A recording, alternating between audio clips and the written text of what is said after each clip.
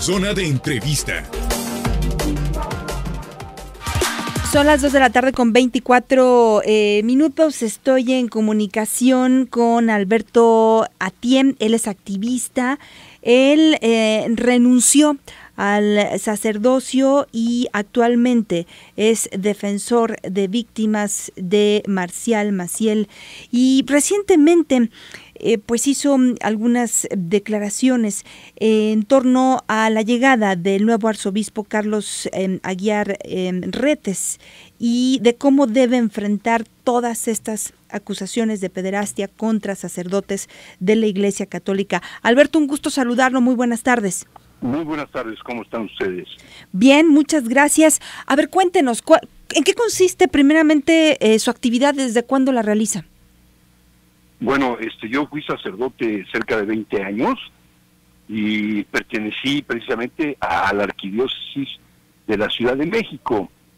Y la mayoría del tiempo estuve pues bajo las órdenes y al servicio del cardenal Norberto Rivera. Y en 1997, precisamente encontré en los medios una declaración del cardenal donde descalificaba completamente al periodista Salvador Guerrero de La Jornada, acusándolo de haber inventado las denuncias que las víctimas del padre Maciel habían hecho en los Estados Unidos. Y lo acusaba no solo de mentiroso y de inventar, sino de que le habían pagado dinero, tal cual, para golpear, digamos así, al padre Maciel. Como yo había encontrado a una víctima en 94, y luego me había encontrado con las demás víctimas, hablando con ellas y escuchándoles, pues yo me acerqué al cardenal como sacerdote para ayudarlo a que tuviera una mayor información y más, pues digamos, veraz sobre la realidad, que no se trataba, obviamente, solo si existía eso, una especie de complot, sino que había realmente víctimas afectadas por el padre Maciel. En aquel tiempo sí te quiero decir que era verdaderamente casi imposible pensar en que eso pudiera existir, pero sí existía. Hoy sabemos que son más de 100, y que la Santa Sede en 2010 lo reconoció como un auténtico criminal.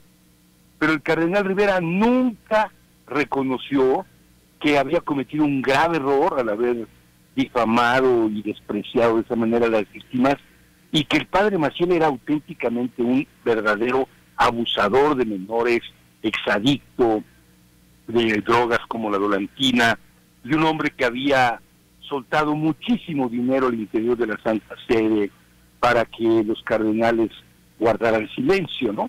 Entonces, hoy sabemos la verdad. Yo traté de actuar conforme pues a mi conciencia y a lo que creía justo en ese momento, y en lugar de recibir una autoridad que me escuchara, me encontré a alguien que acabó hasta corriéndome del país, ofreciéndome hacerme obispo si yo guardaba silencio. ¿Quién?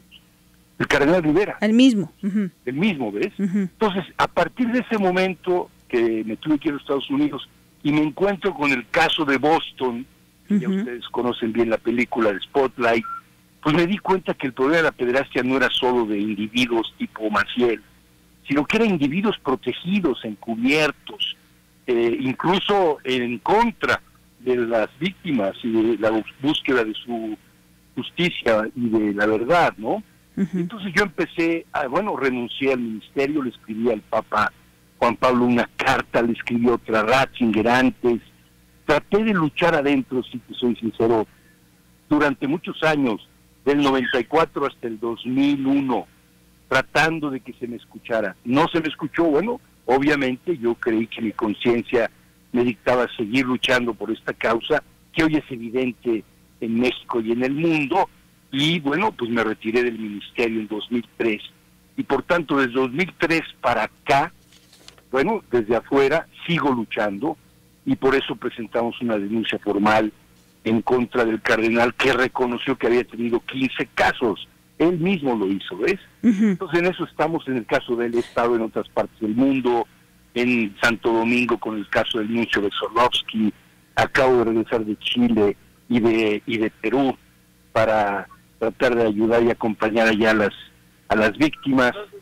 Y entonces pues estoy en eso. Acabamos de formar una organización a nivel mundial para exigir que se termine con este mecanismo, ¿ves? Que no es solo de personas con desviaciones sexuales, eso lo hay en todos lados, es un tema humano, lamentablemente, pero existe. El problema no es que haya abusadores de niños, los hay en todas las sociedades, en las familias, que es el mayor número, más de 70 y tantos % de los abusadores sexuales son miembros de las familias, en escuelas, en centros de atención para niños como el que estamos escuchando de Guanajuato. El problema es qué hacer cuando te encuentras frente a esta problemática. Y la Iglesia, en lugar de proteger a los niños, como se lo dijo el Comité de Niños de los Derechos Humanos de la ONU, se ha dedicado a proteger a los abusadores, ¿no? Entonces, ahorita el tema para el cardenal Aguiar es qué va a hacer con los pendientes que dejó Norberto Rivera. ¿Va a proteger a Norberto diciendo que él no le toca ni que son asuntos ya cerrados? Es un error gravísimo, porque ni siquiera le toca a él cerrar estos casos, le toca a las autoridades competentes. ¿O va a colaborar? Eso es lo que yo creo que es importante, que dé un cambio absoluto, verdadero, hacia el favor de la justicia de las víctimas. Hay 15 expedientes pendientes que no entregó Norberto Rivera. Él entregó 6 que dice que corresponden a los únicos que él tiene, pero ya el obispo Aguiar reconoció que sí hay los 15.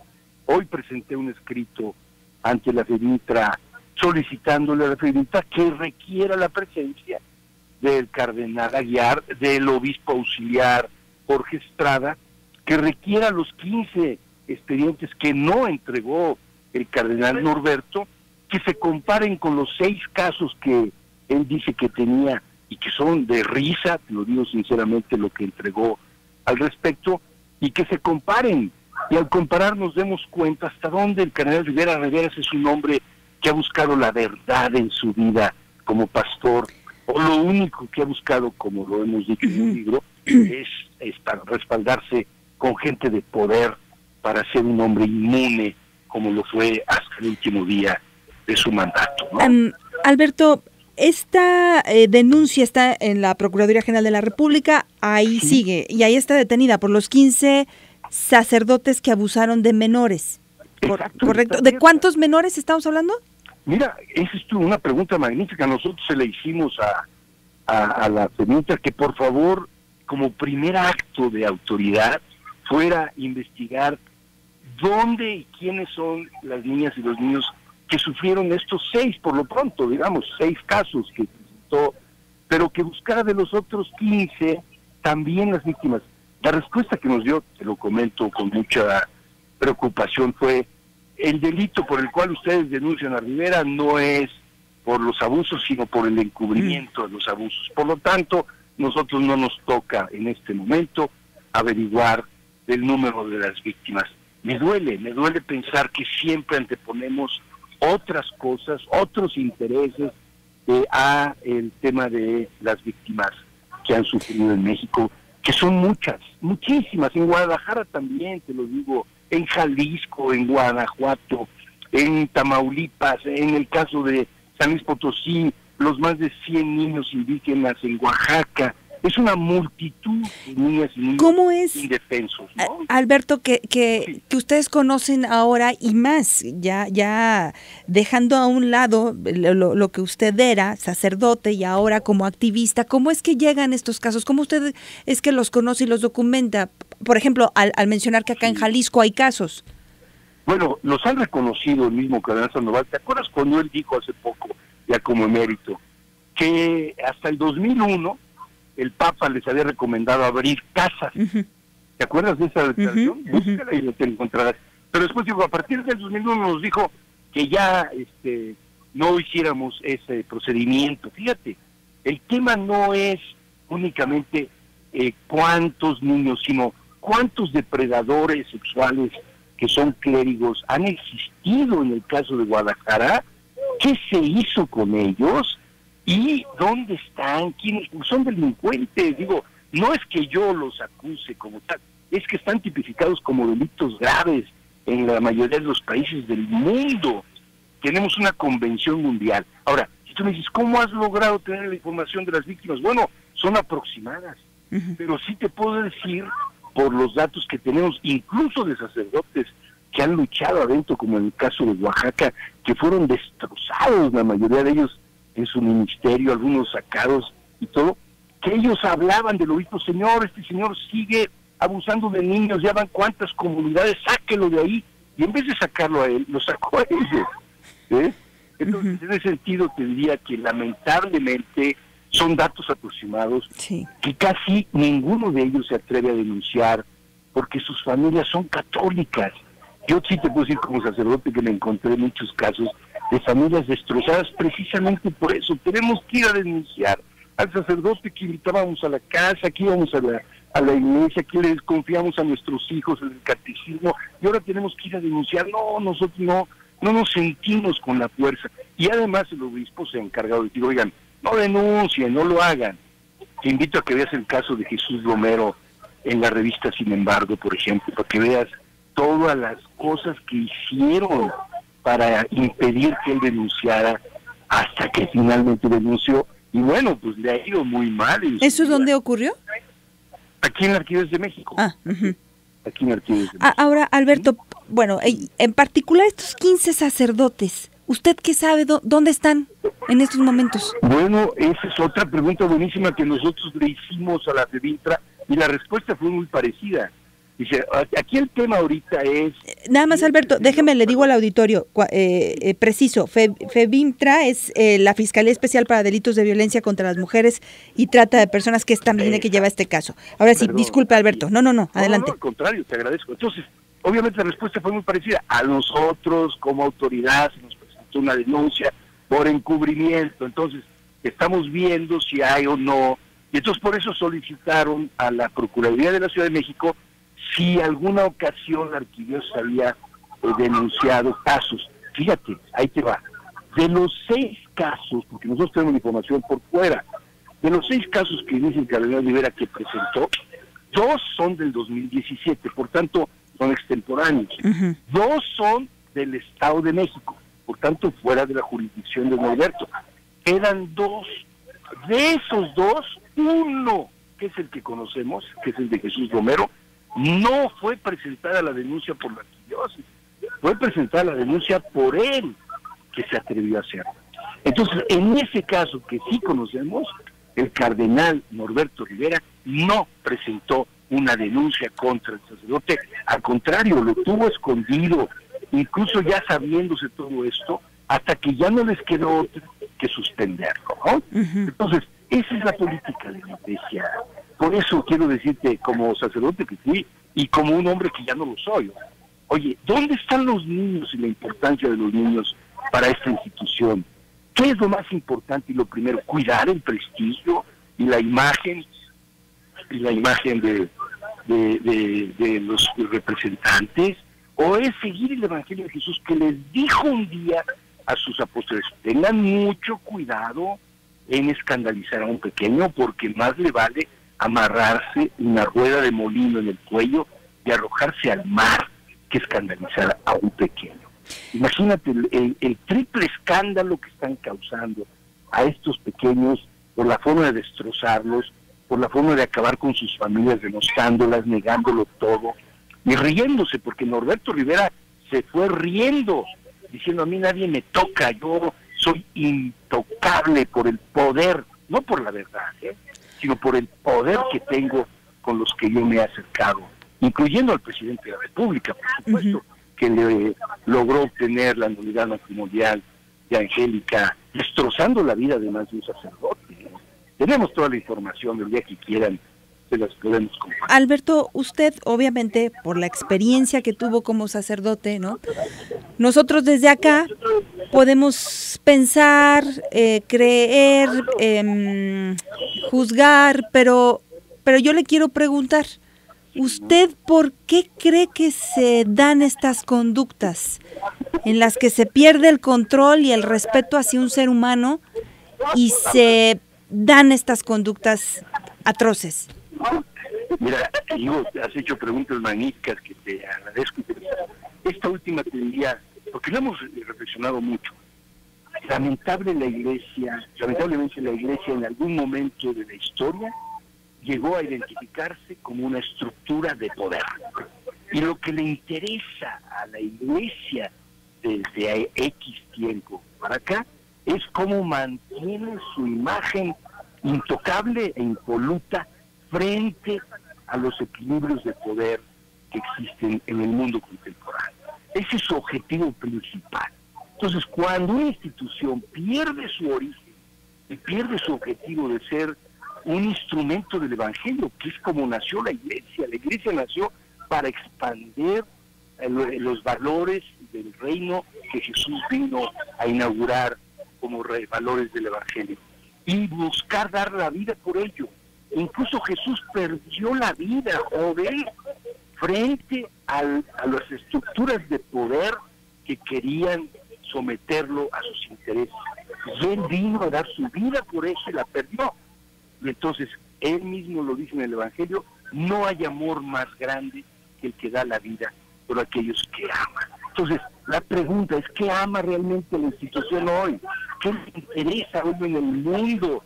Y mira que yo fui conocedor de la fuerza que tiene la Iglesia Católica en Jalisco. Es una de las iglesias más poderosas del mundo, estructuralmente hablando.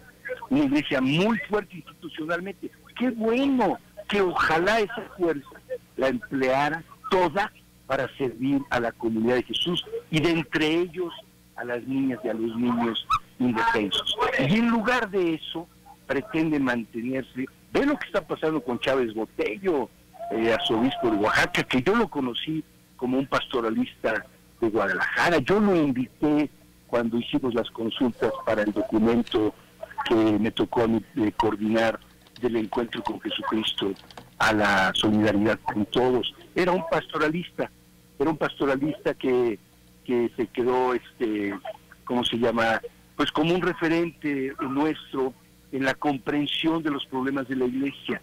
Ve lo que hizo en Oaxaca para proteger a este sacerdote Gerardo Silvestre.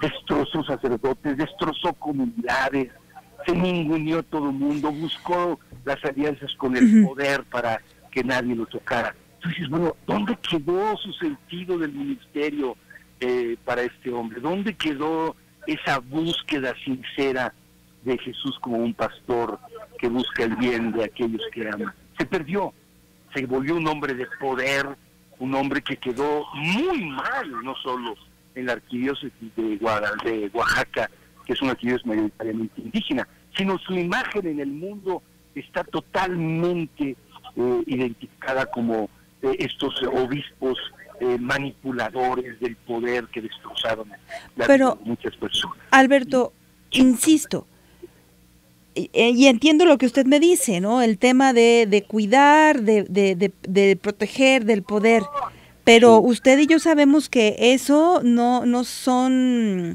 motivos para abusar sexualmente de un menor. Esa es la pregunta que yo le hago. Usted que estuvo allá adentro, usted que fue sacerdote, ¿qué por lo que observó, qué motiva a hacer esto? ¿Por qué se dan tantos casos de estos sacerdotes? Lo que pasa es que me preguntas de por qué el comportamiento, yo lo identifiqué como el de la protección. ¿Por qué protegen? Pero bueno, a tu otra pregunta, ¿por qué abusan de niños? Esa es una pregunta también muy importante. Mira, nosotros lo hemos analizado, yo tengo amigos médicos, psicoanalistas, psicólogos, etc. A ellos yo les he preguntado, más los estudios que hemos leído y todo, y la respuesta es, la sexualidad humana, como tú lo sabes, es una fuerza muy grande que está en el interior y en la corporeidad fundamentalmente de las personas, pero también su psique, su personalidad, ¿no? Entonces, la sexualidad es una fuerza, lo dijo Freud con toda claridad, es una libido, es una potencialidad de fuerza enorme. ¿Cómo vas tú a ejercer tu sexualidad? Es una pregunta fundamental de la vida humana. ¿Qué vas a hacer con tu sexualidad? Entonces, la mayoría de las personas la usamos o la integramos, la ejercemos en términos que la sociedad humana ha ido, digamos, identificando como lo prevaleciente, que es la heterosexualidad, la relación hombre-mujer. Hoy sabemos que la sexualidad tiene muchas modalidades más de ejercicio. Algunos no la aceptan, como la iglesia. Pero las sociedades van aceptando la homosexualidad o las expresiones LGTB, que se usan hoy de muchas formas. Bueno, pero también hay formas perversas de ejercer la sexualidad. ¿Cuál es el problema de la iglesia? Que no reconoce esta realidad compleja, que solo determina una forma única, que dice que Dios dio el mandato de que esa es la manera de ejercerla, y todas las demás formas son pecaminosas. ¿Qué haces cuando un miembro de tu organización, que además le toca representar el deber ser del Evangelio, comete actos totalmente aberrantes y contrarios a ese deber ser? O lo reconoces y trabajas con ellos, o lo escondes hasta que revienta. Eso fue lo que hizo la iglesia durante siglos, esconderlos hasta que reventaron en un número impresionante de decenas de miles de casos, ¿ves? Entonces, en ese contexto es lo que estamos viviendo hoy. A la iglesia le revienta en la cara que tiene sacerdotes homosexuales, heterosexuales con mujeres y con hijos, que son pedófilos, pederastas, que son transvestis, que son, etcétera. Y no sabe qué hacer porque lo niega. Pero la realidad es esa. La realidad es que hay una cantidad enorme de sacerdotes religiosas y religiosos con problemáticas sexuales muy fuertes, que no son atendidas, obviamente. Que no son ni reconocidas. Ni reconocidas, claro. Y entonces, obviamente, hoy, frente a un mundo cada vez más abierto, que además le ha dado un valor muy alto, en forma positiva y también negativa, no hay que discutir esa parte, a la sexualidad, pues obviamente todo lo que tiene que ver con la sexualidad nos interesa saber, conocer, estudiar y analizar. Entonces, en un mundo abierto, en donde la sexualidad es muy diversa, muy plural y muy libre, la iglesia se ve rebasada por todos lados, por dentro y por fuera, ¿ves? Y entonces sus formas duras, maniqueas y intransigentes se están resquebrajando. No sé si tú sepas el número de matrimonios sacramentales que se celebran cada año y el número de divorcios, que es mayor al número de matrimonios sacramentales que se celebran, incluyendo obviamente a la población católica, porque no porque te casas por la iglesia ya aseguraste el ejercicio de tu sexualidad de manera heterosexual y de acuerdo con los criterios del Evangelio. No, para nada.